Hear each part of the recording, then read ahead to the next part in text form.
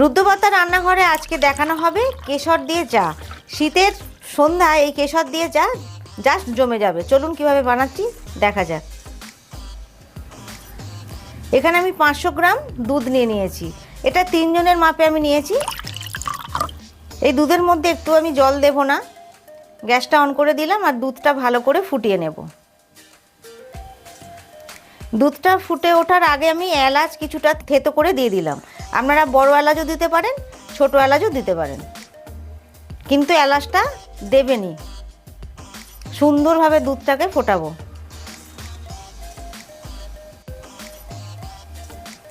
এবার এর মধ্যে দিয়ে দেব কেশর।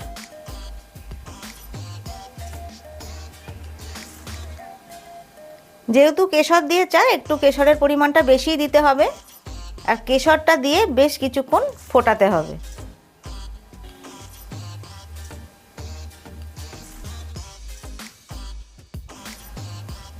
এবার আমি পরিমাণ মতো চা দিয়ে দিচ্ছি। আমি আমার পরিমাণ মতো চা দিচ্ছি, মানে প্রত্যেক কাপের জন্য আমি 4 চামচ করে চা দেব। আপনারা আপনাদের পরিমাণ মতো চাটা দিয়ে নেবেন।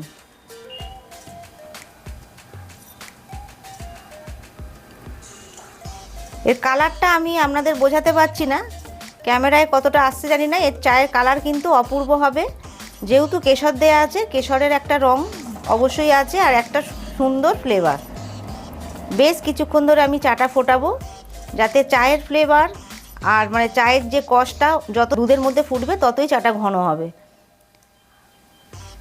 এবার স্বাদ মতো আমি চিনি দিয়ে দিচ্ছি। চিনির পরিমাণটা আর বললাম না, আপনারা যে যা স্বাদ মতো দিয়ে নেবেন, কেউ কম বেশি খেতেই পারেন। আমি এখানে 3 কাপ চায়ের জন্য বড় চামচে 3 চামচ চিনি দিয়েছি।